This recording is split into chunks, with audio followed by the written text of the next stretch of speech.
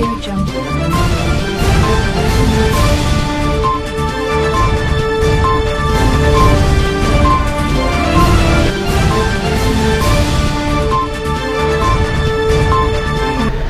अस्सलाम वालेकुम नाज़रीन, प्रोग्राम हर शहर हर नगर के साथ मैं हूं आपका मेज़बान अली रज़ा।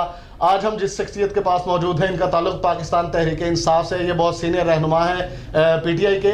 आज हम इनसे बात करेंगे एहतसाब के हवाले से और ये जो मौजूदा हुकूमत की सूरत हाल जा रही है इसके हवाले से। मरियम नवाज़ को जो बुलाया गया है 29 तारीख को तलब किया गया है अदालत में, उसके हवाले से।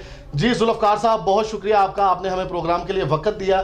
तो जुल्फ़कार साहब, मुझे ये बताइए कि जो ये जो एहतसाब का सिलसिला चल रहा है इसके बारे में आप क्या कहेंगे? आपको लगता है कि ये मेरिट पे हो रहा है और इसके जो पीछे अफराद हैं आप इनका किस तरीके से एहतसाब करेंगे? बिस्मिल्लाहिर्रहमानिर्रहीम। पहले तो मैं बेहद मशकूर हूँ अज़ीम न्यूज़ वालों का और आपकी टीम का। आप हक़ाइक़ पे मबनी प्रोग्राम चलाते हैं और जो ग्राउंड रियलिटी है उस सिलसिले में मामलात को हाईलाइट करते रहते हैं। तो अगेन शुक्रिया आपका कि आपने हमारे इलाके में आके हुकूमती मसाइल उजागर करने की बेपनाह कोशिशें की हैं। दूसरा आपका जो सवाल है कि ये जो एहतसाब हो रहा है, एहतसाब बिल्कुल मेरिट पे हो रहा है और इसमें जो जितना चोर है उसको उसी के मुताबिक सज़ा मिलेगी। और करप्शन हुई है, मनी लॉन्ड्रिंग हुई है, ये बात हर पार्टी का वर्कर, हर पार्टी का नुमाइंदा बखूबी जानता है। तो मैं समझता हूँ कि ये जो अभी थोड़ा सा डिले हो रहा है इसकी वजह से लोग शशोपंज में पड़े हुए हैं। अगर इनको सज़ा हो जाती फ़ौरन किसी एक को तो फिर ये इस तरह के सवाल नहीं उठते। बिल्कुल ऐसा ही है जी। अच्छा, मुझे ये बताइए जुल्फ़कार भाई कि एक अभी रिसेंटली वीडियो वायरल हुई है, नून लीग ने जो वायरल की है वीडियो, तो उसके लिए जो है वो हुकूमत ने कहा कि ये फ़ेक वीडियो है। उसके लिए 29 जुलाई को जो है वो मरियम नवाज़ को तलब किया गया अदालत में। इसके बारे में आप बताइए कि आपके पास इसके लिए क्या इन्फॉर्मेशन है आपके पास? ये सर, इस पार्टी ने अपना एक मीडिया सेल बनाया हुआ है, ये उसके ऊपर एडिटिंग वगैरह करते रहते हैं और ये एक फ़ेक वीडियो है और इंशाल्लाह इसका ऑपरेशन था, ये ख़ुद ही मीडिया वालों ने ही कर दिया था उसी दिन। तो ये झूठ पे मबनी बातें हैं और इस पे बिल्कुल मरियम नवाज़ पेश होगी और अपना मौक़िफ़ देगी और इसमें उसकी सरजनश भी होगी। और इस तरह के अक्सर वो उसकी झूठी प्रेस कॉन्फ्रेंसें जो होती रहती हैं लेकिन इन लोगों को नहीं लगती और अवाम भी सीधी सादी पटवारियों वाला हिसाब किया हुआ है, जो अभी उनको कोई रास्ता नहीं मिल रहा कि इनको छोड़ के अभी कहाँ जाएं। जी जुल्फ़कार भाई, एक सवाल है आपसे कि कल एक बड़ा अफसोसनाक हादसा पेश आया सादकाबाद से। जो ट्रेन आ रही थी वो उलट गई, 11 अफराद जाँ बहक हुए। उसके हवाले से शेख रशीद ने कहा कि हमारी पटरी जो है वो बहुत पुरानी है। तो मुझे ये बताइए कि इसमें पटरी का क्या कसूर है, या इसमें आपको नहीं लगता कि ये किसी इंसानी गफलत का नतीजा हो सकता है या कोई अनप्रोफेशनल बंदा जिसको पता नहीं है अपने काम का, उसकी वजह से ये हादसा पेश आया? मैं समझता हूँ कि ये इंसानी गफलत है और इसमें अभी जब से शेख रशीद साहब इसके वज़ीर बने हैं, ये अब ज़िम्मेदारी उन्हीं की बनती है। पिछली बातों को उन्हें छोड़ देना चाहिए कि ये पिछली हुकूमत की नाअहली थी, उसने पटरी नहीं बनाई, ये अहमकाना बातें हैं। मैं समझता हूँ कि अपनी काम के ऊपर अच्छी तरह उनको ग्रिप होनी चाहिए और अपनी ज़िम्मेदारी का सबूत दें। और वाकई ये 10वां वाक़या है इनकी वज़ारत के बाद, तो इन्हें अपने काम पे तवज्जो देनी चाहिए और जो लोग इसमें गफलत की है उनको करार वाक़या सज़ा होनी चाहिए और जो लोग हादसे का शिकार हुए हैं उनके हम बराबर के शरीक हैं रंजो अलम में। अल्लाह पाक उनकी मग़फ़िरत फरमाए और जो लोग ज़ख्मी हैं अल्लाह ताला उनको जल्द से सेहतयाब फरमाए। जी नाज़रीन, अभी वक्त हुआ एक छोटे से ब्रेक का। ब्रेक के बाद फिर हाजिर होते हैं। कहीं जाइएगा मत, हमारे साथ रहिएगा। Audio Jungle.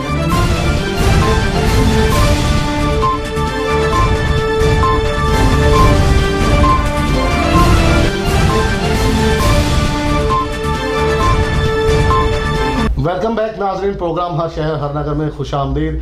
नाज़रीन, इस वक्त हमारी बात हो रही थी ज़ुल्फ़िकार कुरैशी साहब से कि उनकी तरक्याती कामों के हवाले से PTI जो एहतसाब कर रही है उसके हवाले से। ज़ुल्फ़िकार साहब, मुझे ये बताइए कि आप काना से बिलोंग करते हैं, तो काना में आप क्या समझते हैं PTI तहरीक जो है वो किस हद तक तरक्याती कामों को जो है वो सरअंजाम दे रही है, या किस किस्म का उन्होंने लाएअमल तैयार किया है इसके लिए? जी, इसमें यह है कि यहाँ पे जो अभी MPA साहब हैं वो शहबाज शरीफ साहब हैं, और इसके अलावा यहाँ पे उनके बाद सैफ खोखर साहब आए हैं। तो वो तो हल्के को बिल्कुल तवज्जो नहीं दे रहे चूँकि वो अपोजिशन में हैं।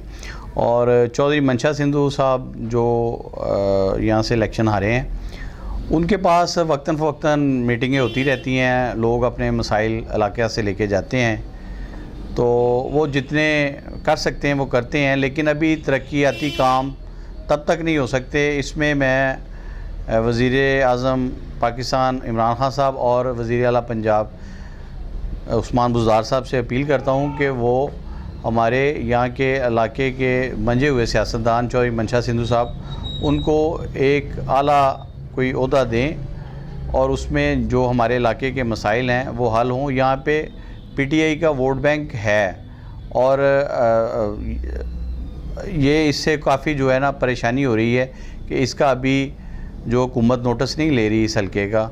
तो अगर थोड़ी सी तवज्जो चौधरी मंशा सिंधु साहब के ऊपर डाली जाए ज़िम्मेदारी, तो आसन सलूबी से यहाँ पे तरक्याती काम होंगे। शुक्रिया। बिल्कुल ठीक हो गया। अच्छा, मुझे ये बताइएगा ज़ुल्फ़िकार साहब कि ये जो बजट आ रहे हैं, ये जो महंगाई हो रही है, अभी ये जो तंदूरों का जो सिलसिला जा रहा है उसमें रोटी जो है वो 15 रुपये की हो रही है, 15 रुपये 12 रुपये का नान था वो 20 रुपये का हो रहा है। और बाहर के जो इलाके हैं पेशावर या इधर वाली सिंध वाली साइड पे, उन लोगों ने तो तंदूर जो है वो टोटली बंद कर दिए हैं, और ये जो फ्लोर मिल्स हैं इनकी तरफ से भी स्ट्राइक्स हो रही हैं। इसके बारे में आप क्या कहेंगे? आपको नहीं लगता कि ये बहुत ज़्यादा एकदम इतना बर्डन डाल देना आवाम के ऊपर, ये मेरे ख्याल से गैर मुनासिब नहीं लग रहा?